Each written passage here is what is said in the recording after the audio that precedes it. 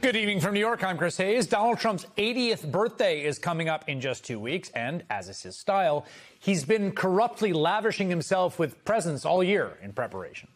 But today, 3 separate federal judges started raining on his parade, a quick succession of court decisions over the course of just a few hours rebuking Trump on some of his seemingly highest priorities in office. I mean, these are the things that keep him up at night. These are the things he thinks about, that he plots about, that he talks about to the press and anyone who's listening.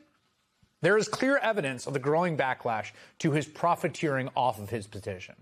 Like when he unilaterally put his name above John F. Kennedy's on the Kennedy Center. Not, profit per se, but let's just say self-aggrandizement. A federal judge today ordered Trump's name permanently removed from the building, saying, quote, and this is true, Congress gave the Kennedy Center its name and only Congress can change it. That was just the beginning of Trump's very bad day. The next shoe to drop was over his planned $1.8 billion slush fund to pay the people who helped him try to overthrow an election the last time he lost, and we should say, essentially anyone else that he wants to. The plan is now falling apart. A federal judge in Virginia put the brakes on that slush fund today, halting it as multiple lawsuits against Trump's DOJ work through their way through the courts. Remember, Trump's DOJ proposed this fund at a settlement to Trump's $10 billion lawsuit against the IRS that Donald Trump controls. And today, the federal judge in Florida, who heard the lawsuit, right, when Trump filed the lawsuit against the IRS, she said she is reopening that lawsuit to investigate grievous allegations that the settlement was, quote, premised on deception and made the court the victim of a fraud. That was a response to a motion by 35 former federal judges saying the Trump administration might have defrauded the court with its settlement.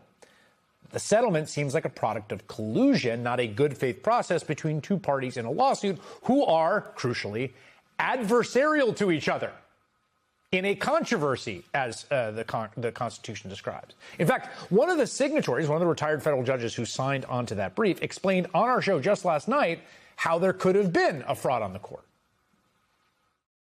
This could only be paid over if there was litigation, if there had been a claim. And so, therefore, they went to court to make a claim. The problem is that the claim was really, as we said in our papers, a collusion, was a fraud on the court, that the claim was really not a real claim because it was Donald Trump bargaining with himself, as you said before, the snake bargaining with himself. So the motion was to reopen the case. Not that we're saying that it is a fraud or not fraud. We're saying there's enough here that the judge should investigate, should be opened to see what's going on. Now, I'll be honest with you, when we had Nancy Gertner, who you just saw there on the show last night, who's been a frequent guest and who I always love hearing from, when we had her on the show saying this, again, I don't know the law well enough. It seemed a bit of a long shot, like to go in and be like, wait a second, wait, not so fast. But guess what? Not such a long shot. That judge that received the filing is now giving the government until June 12th. They have to file something explaining how the slush fund plan is legitimate. They actually have to reply and say, no, we weren't colluding, we were adversarial, as hard as a case that might be to make, or the whole thing might be scuttled entirely. So that's 3 huge rulings just today, just in a few hours this afternoon into the evening, challenging some of Trump's most grossly corrupt acts. Then, just before he got on air, another federal judge ruled that he could not dismiss the indictments of Oath Keepers leader Stewart Rhodes and fellow supporters who plotted the attack on the Capitol on January 6th because the Justice Department hasn't offered any facts or evidence to justify it, despite the fact that they are trying to rescind those. Just more evidence of Trump's waning power and influence, and also of the just sheer lawlessness of his rampage through the nation that federal judges have been trying to stop. This is even as he's taking the nation's birthday party and turning it into his own. I mean, it's the 250th birthday of the country. Trump has sort of appropriated the whole thing as a Donald Trump birthday party. He's throwing himself a UFC party. There it is, in front of the White House, a live televised cage fight that's happening on the White House lawn on Trump's 80th birthday in 2 weeks, by the way. And that pairs wonderfully with another one of Trump's gifts to himself. And again, he's been making lots of these. He's not someone who likes to deny himself much. A big bunch of stock in, yes, you guessed it, UFC's parent company. between $15,000 and $50,000 worth in late March, according to disclosures first reviewed by HuffPost. The White House told MS Now there are no conflicts of interest. Great. No, there's just a stock purchase and then a giant UFC event on the White House lawn that he's been promoting for months. What could possibly be a conflict of interest about that, right? Donald Trump feels entitled to lots of gifts all the time now, even when it's not his birthday. In fact, every day is kind of his birthday. I think that's the way he views it.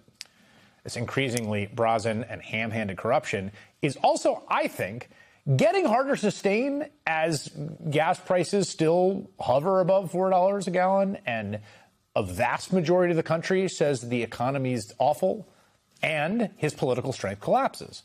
That's especially with regards to the seditionist slush fund, which might be the single most repellent and audacious idea he's come up with yet. I mean, members of both parties have now introduced bills to block it. One congressman is pushing to subpoena the Trump officials who were involved in putting the plan for that fund together. That congressman is Jamie Raskin, Democrat of Maryland. He's a ranking member of the House Judiciary Committee, and he joins me now. Congressman, I think you and I would both agree that federal district court judges, that's the lowest level in the federal judiciary that has 3 levels, district, appellate, Supreme Court, across ideological lines, across the party that nominated them, have really consistently kind of just said up is up and down is down, you know, black is black and white is white when it comes to Trump. And today we have another example with respect to the slush fund. So first, let me just start with your understanding of the significance of both of these rulings. 1, to just stop it, and 2, down in Florida, to reopen the case. It's monumental. And the constitutional philosophy that's been advanced by tens of millions of Americans across the country of no kings, I think is also being taken up by the federal judiciary. These people are saying no kings. We're actually going to enforce the law as it is. So it's a remarkable day for the rule of law in America as the judges peel back the various layers of the onion and reveal nothing but a fraud at the heart of it.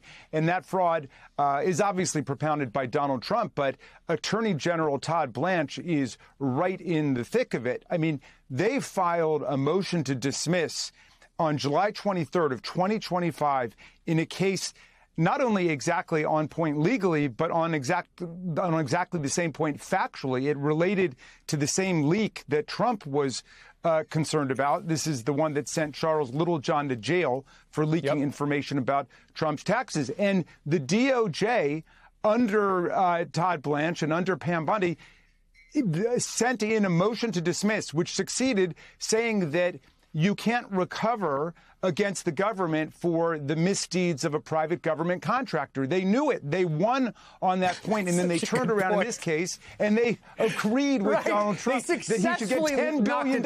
Yes, right.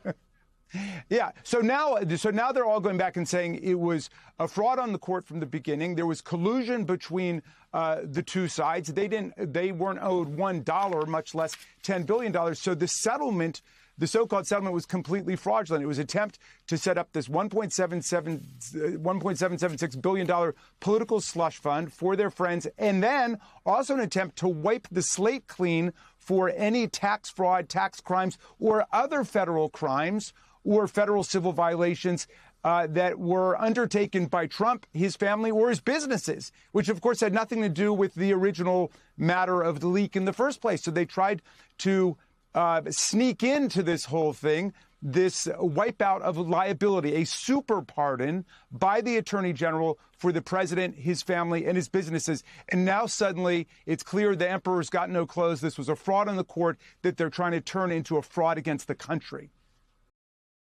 This is like Coachella for bands that hired their cousin as their tour manager. The listed performers include pop duo Milli Vanilli, one of whom is dead, pop duo CNC Music Factory, another of whom is dead, and the Commodores, minus the original singers from the Commodores and minus the new singers from the Commodores who backed out today, too. But don't worry, Bret Michaels, Flo Rida, Vanilla Ice, and the guy from the Cracker Barrel logo, Tootin' on the Jug, are in. So far. We'll check back on that tomorrow to see if they're still in. Hi again, everybody. It's now 5 o'clock in New York. Now he's even lost former Celebrity Apprentice winner Bret Michaels. Jimmy Kimmel there on the embarrassment that is Donald Trump's upcoming 250th anniversary celebration on the Mall. And we're not just talking about the UFC cage match / Trump birthday party on the White House lawn. Every day, more and more of Trump's previously scheduled performers and guests for his concert are working overtime to get out of it and distance themselves from him. Washington Post reports this, quote, more than half the performers slated for the Great American State Fair concert series to be held this summer on the National Mall have pulled out, citing the event's political associations. The latest act to drop out is Bret Michaels, the vocalist for hair metal band Poison, citing threats in the event's divisive response.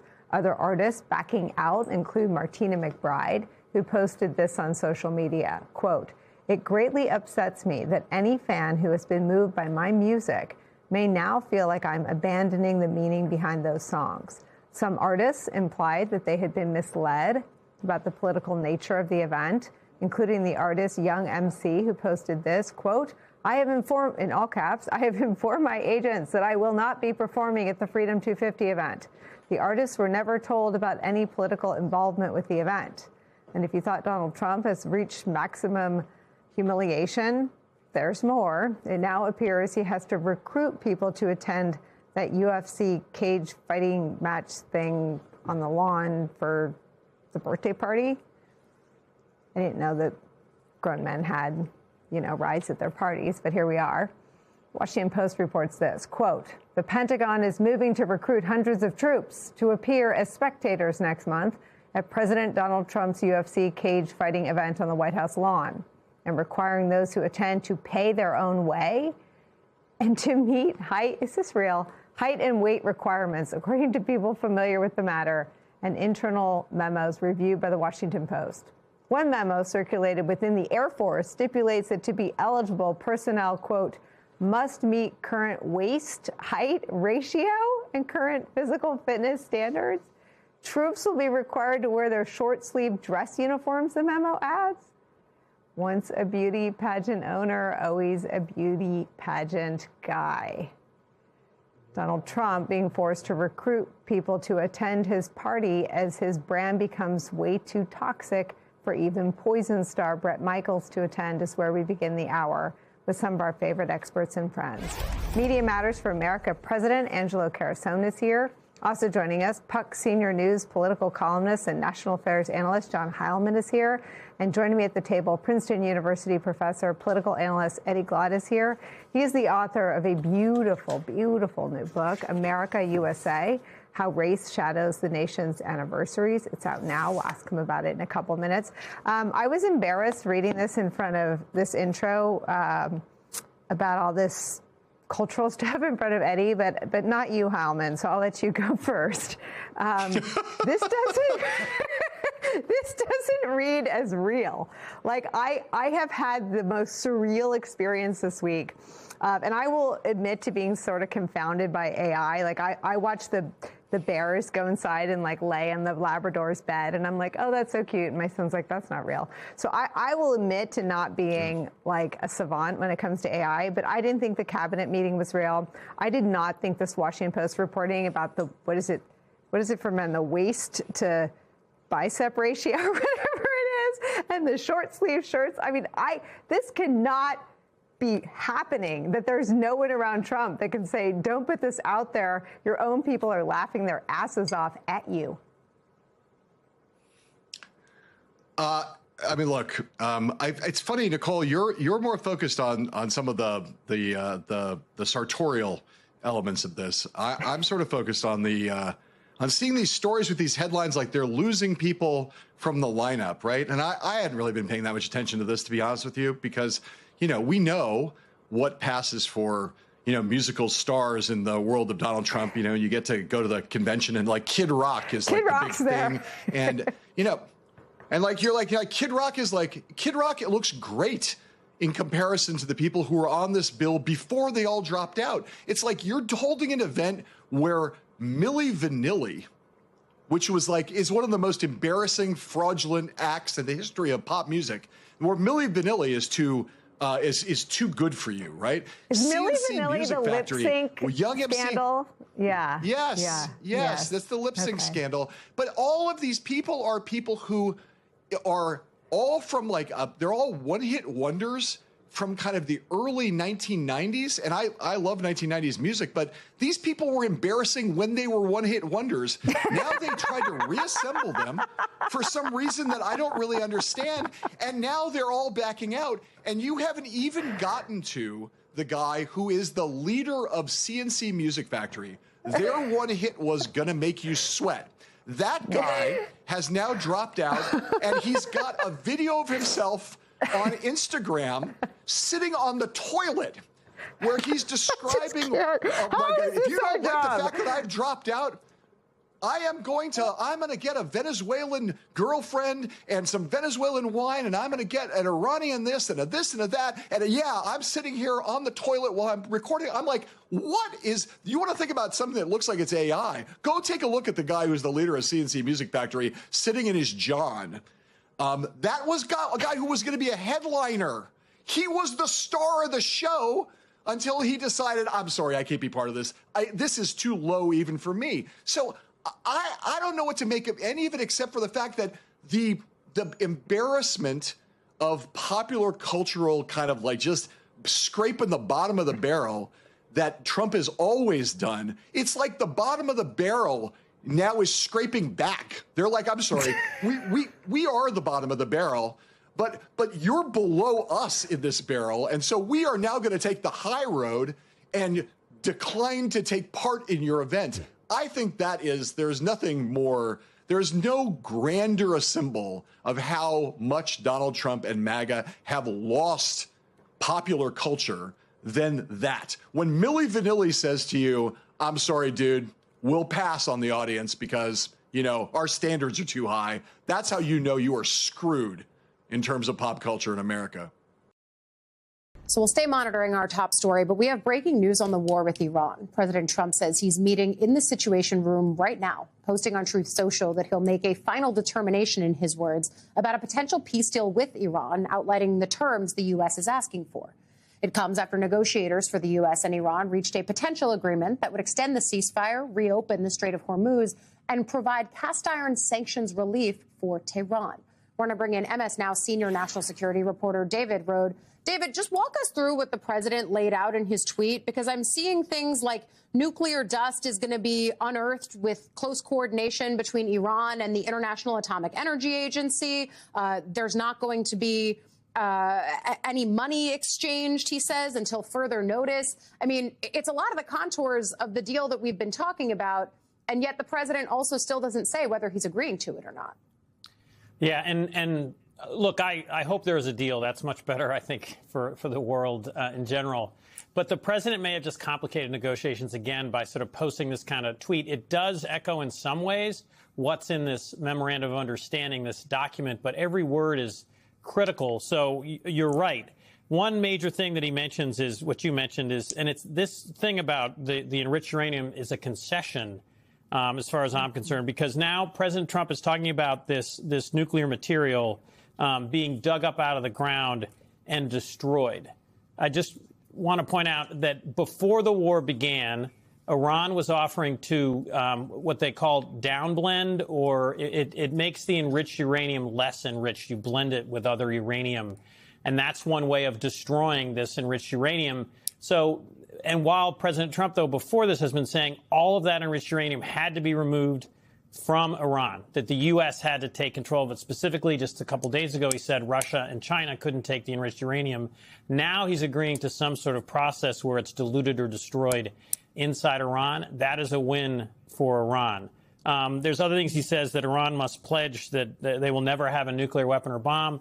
Iran's been pledging that for years. Most people don't trust that. American intelligence officials and Israeli intelligence officials don't trust that. So, again, it's just another confusing claim by the president. So, again, we have to see what comes out of this meeting in the White House. And most of all, we have to see the text, word for word, of this memorandum of understanding.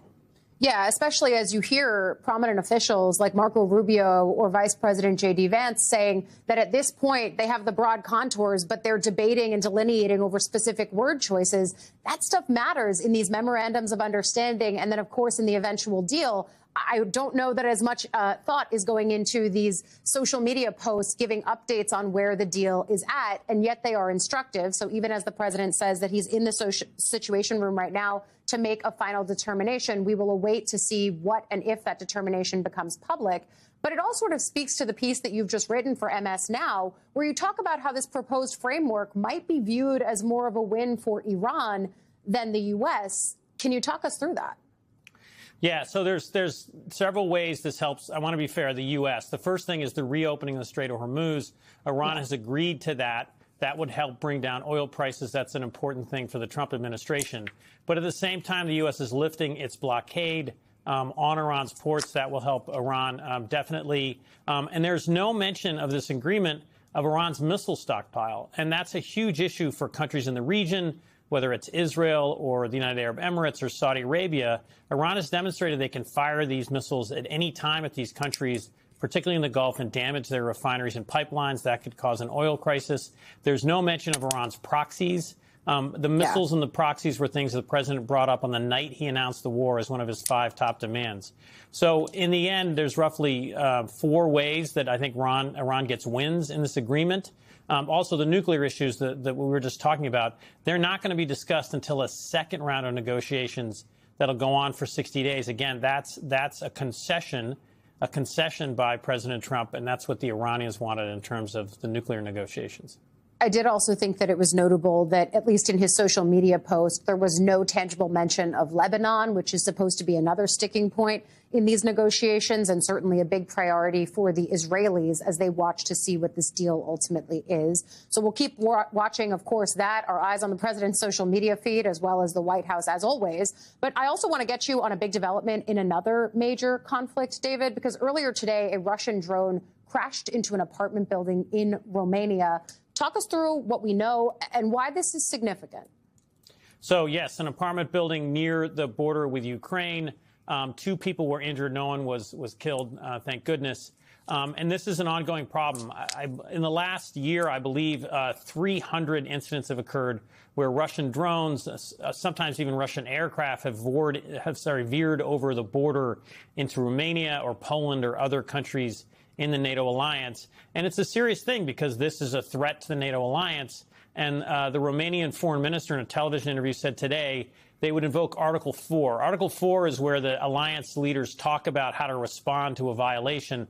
Article 5, the next step, is when NATO responds militarily. I don't think we're going to get to Article 5, but it just shows what a serious problem this is and how important Russia's war with Ukraine remains in terms of a threat to the NATO alliance, to Europe. And we are part of NATO still at this point, and we have under treaty, we have to help protect these nations if they are attacked.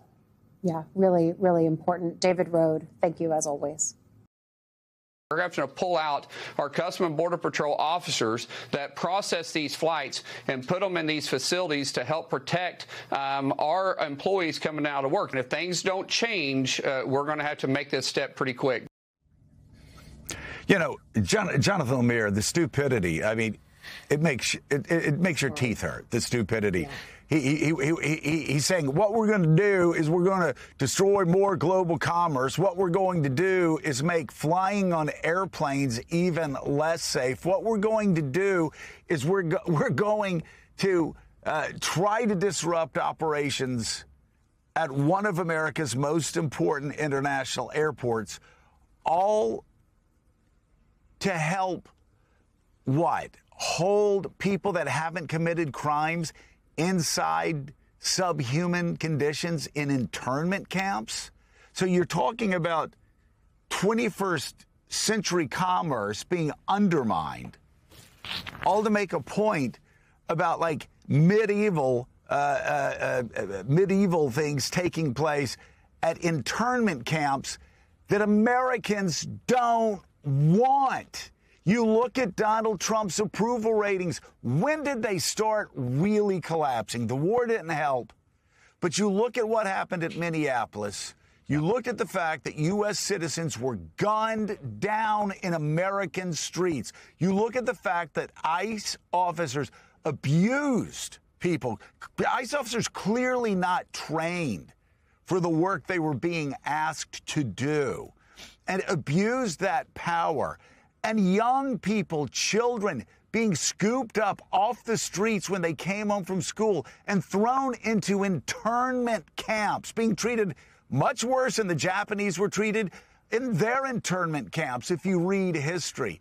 And again, the lies, the constant lies being told by administration officials who were saying, oh, we're only getting the worst of the worst. No, they aren't. Cato, funded by the Koch brothers, Cato now has that number down at about 5%. Only 5% of the people who are being scooped up and thrown into internment camps have actually committed a violent crime. And yet, to go after Rose, people like Rose, who raised, as Mika said earlier in the show, to grab her, snatch her, disappear her, take her 300 miles from home. This mother of a U.S. Marine who was awarded 2 Purple Hearts, the wife of a Gulf War hero, a disabled vet that she's a primary caretaker of. That's who Mark Wayne Mullins wants. He wants to actually go after them more and totally screw up international commerce. I mean, it is really bizarre how backward these people are. And they are focusing on all the wrong things, which may be why the president has his lowest approval rating. Well, the lowest approval rating of any president, according to Gallup, since Richard Nixon in the midst of Watergate. Maybe he should get people in place that actually focus on the right things instead of these bizarre things like shutting down or disrupting flights at Newark. It's just crazy.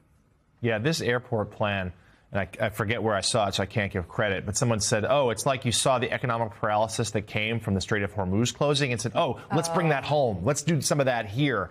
Because it would have such impact beyond these handful of blue cities, these sanctuary cities that DHS wants to punish. And travel executives have warned the government about that. Others in the industry have. Even some Republicans have quietly expressed some reservations. Like, look, this pain is not going to be limited to the handful of cities and states you want it to be. We're going to feel it around the country and beyond. So we always talk about kitchen table issues. Mm-hmm. We're sitting at your kitchen table right now. Is this where you sit and look at your bills and assess what the next weeks and months look like? Yes, ma'am. And what is it like to sit in front of your bills right now at this kitchen table? It's a little daunting, not gonna lie, even though I have the support of family and, like JP, the prices are just through the roof. I am on a very fixed income. I bring in about, like I said, I'm on the food stamps, and then I'm only bringing in $400 a month. What worries you the most? Not being able to afford groceries, not being able to give my daughter, 3 meals a day. Luckily with JP, they do provide breakfast and lunch for my daughter, which takes off a huge load off of my shoulders.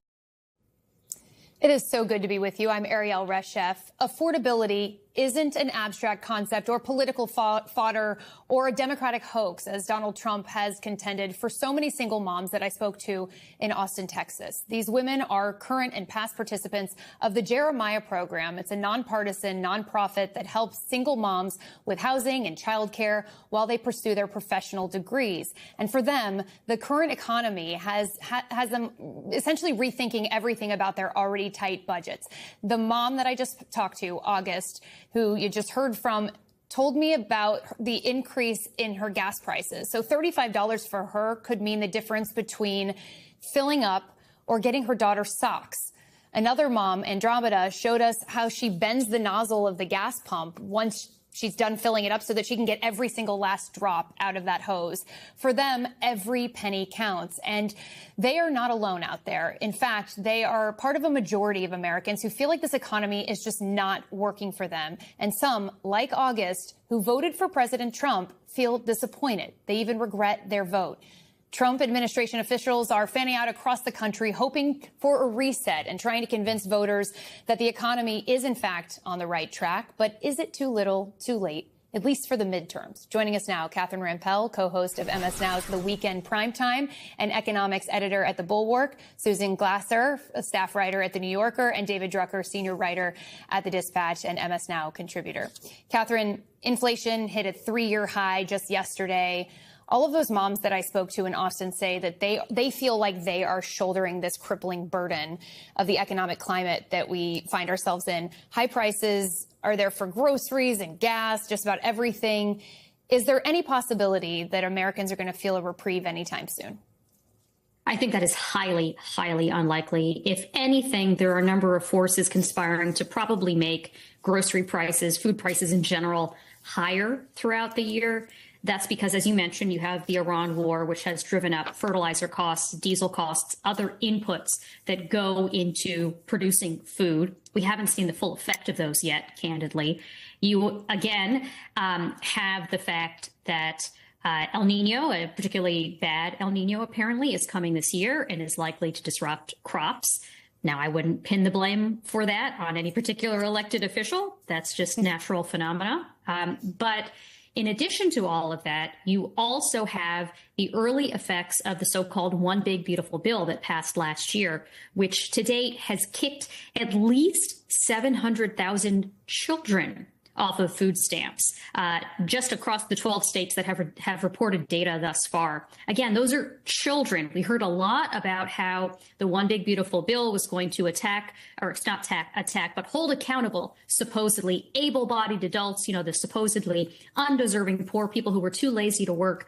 We're talking about children here who are losing access to food, and of course their families as well. So all of those things together alone are going to affect food prices and the ability of regular American families to put food on the table, not to mention the downstream consequences of other commodity prices going up and gas prices, as you mentioned. And even the women that I talked to in Texas who are single moms who are pursuing their degrees say that work requirement still applies to them and that it's really hard to meet the threshold as they're trying to study and keep everything afloat. We see Secretary Bessent out there trying to sell the message that Trump is reversing the tide of manufacturing decline, that what we're seeing at the pump is just, a blip in time. Once the war's over, once the Strait of Hormuz is open, it'll all go down again. But it seems like an uphill battle at this point, Catherine, to convince Americans that the economy is on the right track. I mean, just look at manufacturing specifically, as you mentioned. We actually have fewer manufacturing jobs today than we did when Donald Trump took office. And that's partly because of his own actions. He has tariffed the inputs that U.S. manufacturers need to manufacture their own products: steel, aluminum, lumber, machinery, chemical, industrial inputs, all sorts of other things that, again, make it harder for American companies to actually build, produce, manufacture, and sell products here. So you have many of them going under, either going under or laying off workers or pausing production. So that alone, again, is quite problematic. It's very difficult for this president to deliver on many of the promises that he made when running for office, given that his economic agenda undercuts pretty much all of them. David, to put a little bit of a finer point on all of this, Politico released new polling that shows that Trump's economic message just isn't cutting through. 34% of Americans hold Donald Trump personally and fully responsible for the current economy. Only 17% hold Joe Biden fully responsible. 53% of voters think that the cost of living is the worst that they've ever remembered. That's pretty staggering. What can be done to turn that sentiment around, or has the train already left the station? Is it too late?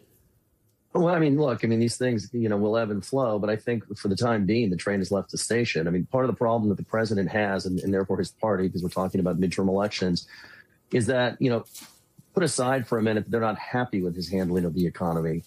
They don't think he's focusing enough on it, right? And you can't blame them because the president, has his gaze in so many directions, whether it's the White House ballroom or now this anti-weaponization slush fund.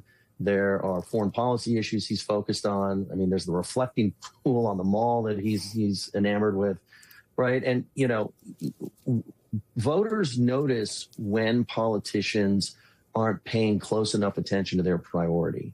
And this has been something that's dogged the president going back to last October, when more voters were still giving him time to bring down prices because he had taken office less than a year before that, right? And I think what's happening now, number one, is that a lot of patience has run out. I think the other thing we should add here is that there are a lot of voters like the ones you interviewed down in Austin, Texas, but there are also lots of voters who, by all accounts, are doing pretty well, right? Earning six-figure incomes.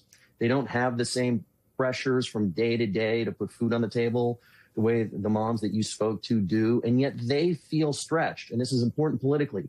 They feel like they're making enough money that they shouldn't have to feel stretched and wonder how far their dollar is going to go. And that means that there's an even greater pool of voters who are unhappy with the president and his leadership on the economy and are poised to take it out on his party in midterm elections than just those sorts of voters you spoke to, which means there's a big breadth of the country that we might say, you seem like you're doing okay. They don't feel like they're doing okay, and they're looking for somebody to blame. And as we've learned in many elections now, it is all about how you feel or how voters feel out there. Sometimes the empirical data, even if it is in the favor of the administration, it just matters how Americans feel about these things. Susan, to David's point about the vanity projects from President Trump, you have, 28% of Americans. That's it. That's the amount of people that like the idea of the ballroom. You have the president now urging the Treasury Department to put his face on a $250 bill for the 250th anniversary of the U.S. 21%, that's it, like the Arc de Trump. 12% want his signature on money. These are things the president seems to be focusing on, and we've had reporting. Our Jake Traylor was reporting yesterday that Susie Wiles, the chief of staff, has been telling staffers that Trump is going to just be Trump. Let him say what he wants, but we need to stay on message. How does that work politically, and why can't Trump stick to the script on the economy? Yeah, I think to me, that's one of the greatest warning lights actually about this moment politically in the country is that Donald Trump is in effect detaching from public opinion. Right. So what are the constraints left on Trump? To a certain extent, public opinion was one of the only ones, or in his first term, that incentive that he had to win re-election. Now, not only is he term limited for not running himself, but he himself is not on the ballot this fall, doesn't seem to care that much about the fortunes of Republican candidates for Senate and House, and in fact remains very focused, as we saw earlier this week, on defeating his opponents within the Republican Party. So, he's even more focused than ever on what a small and shrinking core of MAGA loyalists think about him, maintaining their loyalty. And he's detaching, in effect, from the rest of the country. He's saying, you and what army are going to, stop me. And in fact, the reason he's pursuing these projects is because the Republican-controlled Senate and the Republican-controlled House have refused to stop him, although they do have the powers available to them. It's exhausting, right, going through that news cycle again and again and again. Now's the moment that those Republican senators on Capitol Hill, they're really going to, go after Donald Trump. Now, well, thank goodness we weren't holding our collective breaths because it wouldn't have worked out too well for us. So that's an important dynamic here that worries me from the point of view of where Trump is headed. Potentially, he might become even more extreme after these midterm elections. That's one thing. And then the other thing is just on the economy. It's not just about the vibe. That's the thing. Donald Trump made a very concrete promise. He said, your prices are going to go down on day one. Everyone in America, no matter whether they are super pinched like the women who spoke, I thought very, eloquently in your focus group to that, or people who have more disposable income, everybody in America knows the prices are not just higher, but significantly higher for the basic goods of everyday life. And they also know that Donald Trump is responsible for it. I've seen many analyses that suggest, I'm not an expert, Catherine is, that had Donald Trump literally done nothing as an economic policy, that would have worked out better both for him politically and for the United States of America. So, David, to Susan's earlier point, you wrote that the base actually adores the president still. His MAGA base is out there strong. They're voting. But a recent poll from CBS News shows that 54% of white voters without a college degree disapproved of the president's performance. His support seems to be eroding. You mentioned in your writing that MAGA voters are turning out in the primaries where Trump has his thumb on the scale, essentially, for MAGA candidates. But what does that signal when it comes to the general election? Well, look, there's a dichotomy there, right? Because in closed Republican primaries, Trump's strong relationship with committed Republican voters is delivering for him. And we saw that in the defeat of Senator Bill Cassidy, Senator John Cornyn, although there was a little bit more going on with John Cornyn, Congressman Thomas Massie.